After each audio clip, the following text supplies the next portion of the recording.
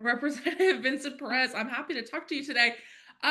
We were just talking a little bit before off camera. You actually just got elected to the Texas House of Representatives this past year, and now in your first term, you are alongside other Democrats breaking quorum to deny Republicans the ability to pass this mid-decade redistricting map, right?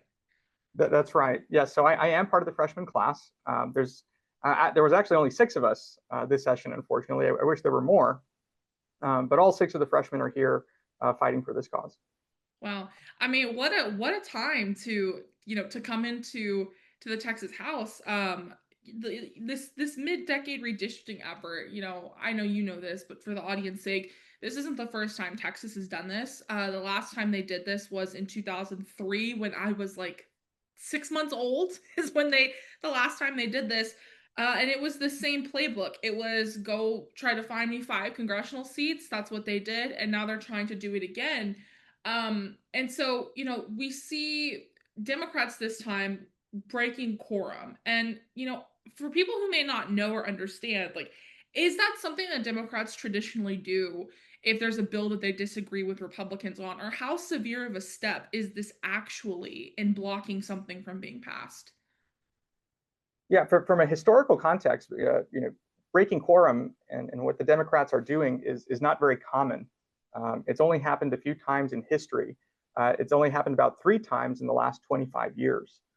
So when it happens, it's usually in response to something that's pretty severe that is in need of more attention and that warrants that kind of response. Mhm. And there's definitely been a response to your efforts to break quorum. We've seen a lot of Democratic outreach of support. I know that our lawmakers are in places like New York and Massachusetts and Illinois. We've seen Gavin Newsom of California chime in, but I want to talk about the Republican response to what's been going on for a second here. Governor Abbott has said that he wants to have you all removed from office, and now Attorney General Ken Paxton has actually sought judicial orders to do that. I know there's a lawsuit filed yesterday to remove Chairman of the House Democratic Caucus, Gene Wu, from his elected seat. I mean, like you just said, this is your first term as a Texas lawmaker, and now you are actively having the governor and the attorney general try to find ways to remove you from office. I mean, what is your response to that? Right. And then just today it was announced that the FBI is also getting involved in this. Mhm. Um, you know, when the government really wants something, they will make the resources available to do it. And I think it speaks, one of the questions we're getting asked is respect to, the response to the terrible floods that happened in Texas. And my response is, well, these guys, Abbott and Ken Paxton, they love to act like kings Monday through Friday. But then on the weekend, it's like, oh, well, when there's a flood, they're like, well, we can't, our hands are tied. We need the legislature to come back so that we can help these people. Well, clearly, when the government really wants to achieve an objective, they're going to make the resources available to do it. If the governor spent half the time that he has and half the brain power that he has trying to find and get these Democratic reps back, if he spent that type of time and brain power on the floods, there'd be more relief. And I think Mhm. people understand that when the government really wants to fix a problem, all of a sudden Epstein files disappear. But all of a sudden, when the government wants to get us back, they're going to send in the FBI, they're going to send in DPS, they're going to do whatever they can. So when there's the will to really get something done, they're going to do it. But when it comes to helping people in a time of need, uh, it's easier to make that political football. And that's what the Yeah. governor has done, unfortunately, is that he has, these guys are using people's pain and suffering and grief uh, for political purposes. The Mhm. political power that they stand to gain from these maps is just too lucrative for them that they want to use everything at their disposal to make sure that Democrats come back so they can pass these maps that are very discriminatory and are the worst that we have seen since the 1960s. Mhm. And that's my response to that. Is just, it amazes me the level of ingenuity and creativity that exists in our government when they really want to get something done, like finding these Texas Democrats. But when it comes to helping people in a time of need of in grief and suffering, well, we need the legislature to be here to do that. I think it's very Mhm. contradictory, and I think the public sees right through that. Mhm. Yeah, and right before the special session even started, in the regular legislative session, there was legislation that would have addressed flood system warnings and flood infrastructure that was stalled in the Texas Senate, passed Texas House. It was stalled in the Texas Senate, and it didn't get done. And so we saw video footage from the Texas legislature at the start of the special session of Democratic lawmakers, particularly in the Texas Senate, begging for your Republican colleagues to work on responding to the flood. And instead, they spent the entire first half of the special session focused on redistricting, having public hearings about redistricting, and very minimally responding to what happened in Kirk County. And that's kind of been one of the Republican talking points that we've seen as a response to this is, well, Democrats they're not working to help the flood relief victims, when the reality is that Republicans make the agenda because they control the legislature in what gets addressed first. And instead of addressing flood relief, they chose to address redistricting. um and that's just kind of one of the few counter attacks Republicans have had against you. One of the other ones is that they'll say things like, well, Democratic governors in other Democratic states, they also gerrymander, and it's ironic that you would go to a place like Illinois or New York to get away from Texas gerrymandering. I mean, what would you say to the assertion that Democrats are guilty of gerrymandering, so it should be okay for Republicans to do it too? It's very important to clear this up because that's one of the favorite talking points of Republicans, that, oh, this is done in California, this is done in other places all the time. Let me tell Mhm. you, it is not an overstatement to say that the level of discrimination that is being proposed by the Texas Republicans is something that we have not seen since the segregationist era, and since like 1964, the year before the passage of the Voting Rights Act. That's how bad this is. So again, to just put it into context, Republicans will give you all these other excuses. Oh, well, California does it, all this stuff. But nobody actually defends these maps because these maps are so indefensible and they're so bad and they're so discriminatory. Nobody actually can defend it.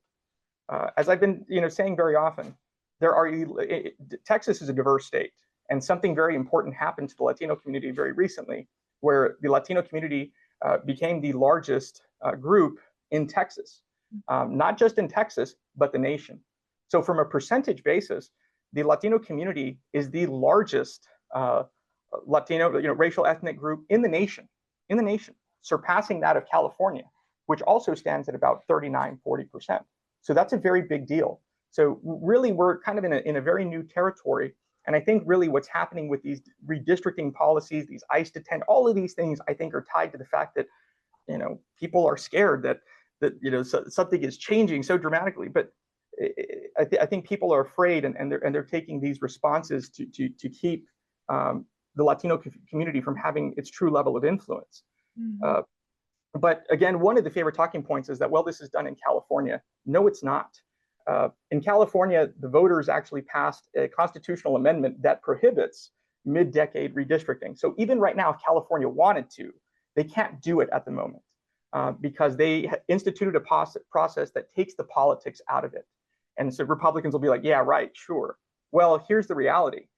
Well, J.D. Vance put out a tweet or something saying that, oh, only 18% of the congressional delegation in California is Republican, and there's like 30 to 40% Republicans. Well, that's because Democrats had a good year last election. The reality is that about 20 of those 50 some odd seats are competitive, meaning that they can be represented by a Democrat one cycle, and then if Democrats have a bad election, there's actually a real chance that a Republican could win that seat because those districts in California are fair. And so if Democrats have a bad time, or the Democrats are unpopular, there's a chance that California could have 20 members of its legislature be Republican. That's not the case in Texas. After this map, none of the 38 congressional seats will be competitive, meaning that those that are going to drawn to designed to be Republican will likely stay Republican, and those that are designed to be Democratic will stay Democratic.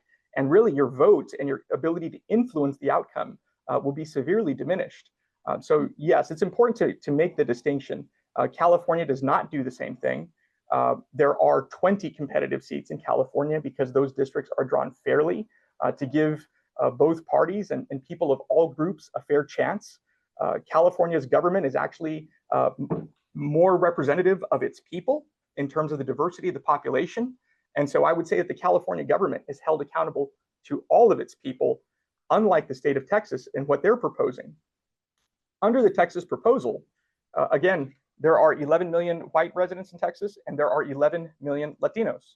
But what Republicans are proposing is that 26 out of the 38 congressional districts will be determined by white majority voters in white majority districts. And then for the remaining 11 million and Latinos and Blacks, they're only going to get 10 seats. So you have a situation where we have 11 million residents that are equal to the Latino population are getting 26 seats. 70% of the political power in the state of Texas is going to one racial group. So what does that mean? Well, when you divide that 11 million by the 26 seats that they're going to get, that means that white residents get one congressional seat for every 430,000 people. But when you look at the 11 million and the seats that Latinos are getting, it's one congressional representative for every 1.2 million Latinos. And then for Black residents, you get one congressional representative for every 2 million Black people. So that means that the voting power of white residents is 3 times stronger than that of a Latino resident.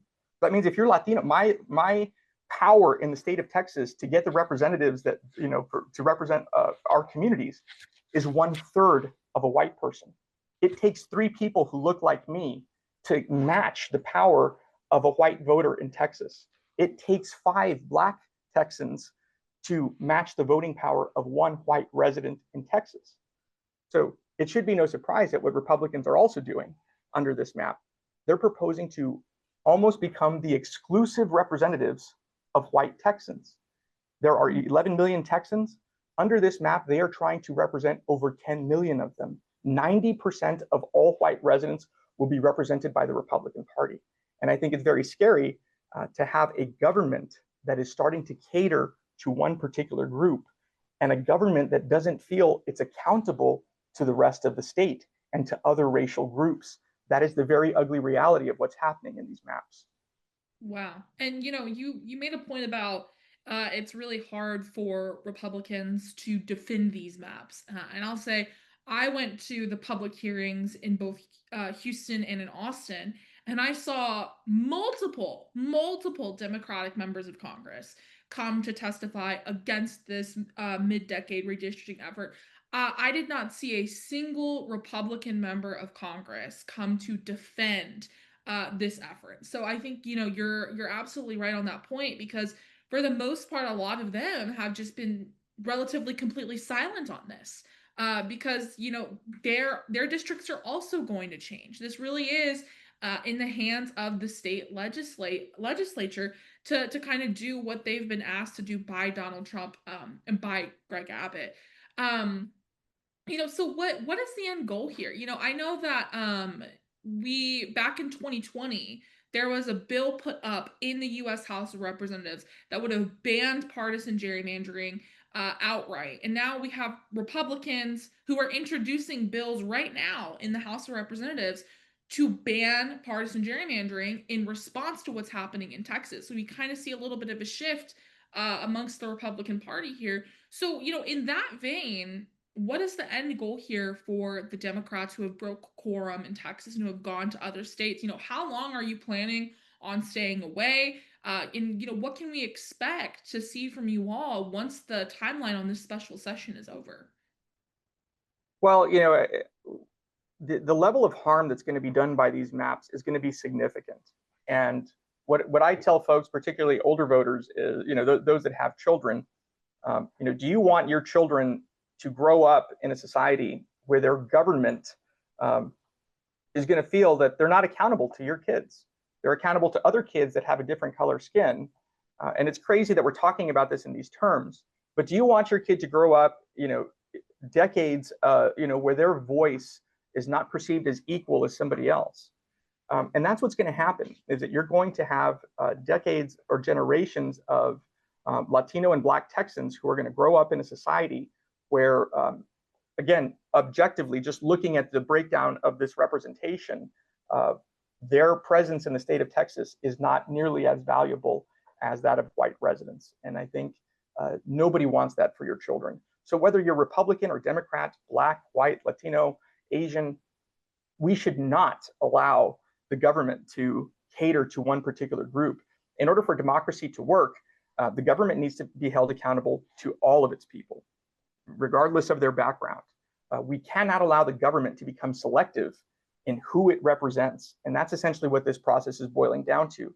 We're having a situation where the state of Texas is not only picking the voters, it's picking racial groups that it wants to represent, and it's excluding the others and significantly diluting them. So, the damage that's going to be done for generations to come is going to be significant. So, for that reason, I mean, I'm going to do whatever I can as one person, one member of the legislature, to raise awareness and bring attention to these maps.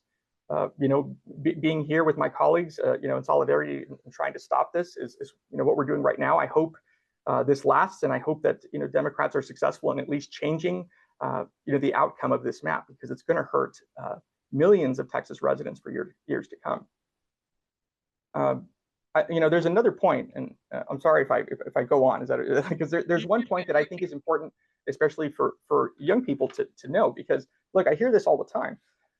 There are many people, particularly younger Texans, that feel that their government just doesn't listen to them, that the government is not responsive to them.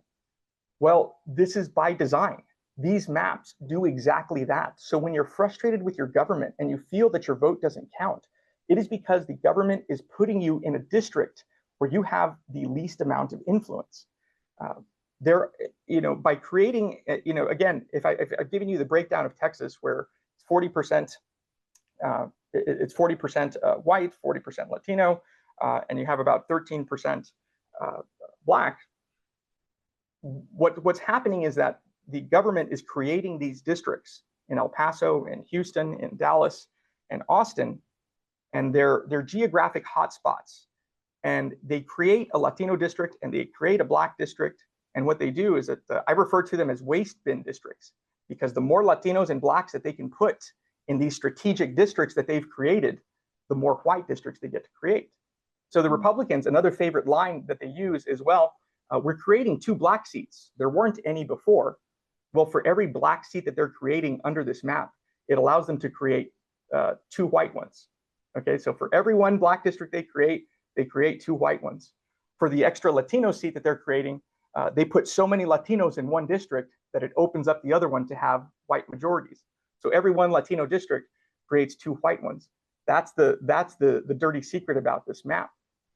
But there are a lot of young people in Texas, because the young population of Texas is predominantly Latino or Black.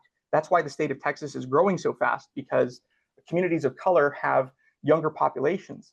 A lot of our young people are trapped in these waste bin districts, where the government has specifically designed these districts to waste your vote and to minimize your influence. That's why it seems like things don't really change, because you're stuck in a district and you're stuck in a place in Texas where the politics don't change much, because Republicans have done that by design. That's why you're not going to hear from both Republican and Democratic candidates. You're stuck in a place that's probably overwhelmingly Democrat, probably by 70, 80, 90% Democrat. There are no 70, 80, 90% Republican districts because there aren't enough white resident majority districts. That's why, Republicans who are winning all these districts, the white population is being spread out so thin, that the Republicans win, between 50 to 55% in many of these races. But I bring that up because a lot of young people are stuck in these districts where their vote is designed to have as little influence as possible. And as a result, we have millions of Texans who don't vote. And that is why, what the Republicans are doing affects our legislature. It affects our Congress, and it affects our state representatives, and it affects our state senators. But it doesn't affect governor. It doesn't affect our state senators. And it doesn't affect things like Ken Paxton, the Attorney General. So doing this and also creates another level of suppression, where we create generations of young people who just don't vote. But if people were to rise up in Texas in sufficient numbers, you can bet that we can vote for a governor. You can bet we can vote for a lieutenant governor. We can bet we can vote for U.S. senator. But that's what's going to have to change. And see, that's what's happened in North Carolina. The Republicans have done exactly what they're doing here. They've gerrymandered the lines, but they now finally have a Democratic governor and other Democratic state officials. That's what it's going to take for change to be created. But the government is going to make it as difficult as possible for you to get involved. Mhm. I really I couldn't agree more. As someone who, 2022 was my first time being able to vote in a governor's election here in the state, and so I witnessed so much of that firsthand because I live in congressional district 38, which is one of the worst gerrymandered districts in this region of Texas. So you're 100% right. Well, Representative, thank you so much for taking the time to talk to me today. I will definitely continue to send positive energy and attention to wherever it is you may be, but we won't say where it is just in case the FBI is watching. But good luck to you and Godspeed. Well, thank you. I appreciate you taking the time and for helping to inform people about really what's inside these maps.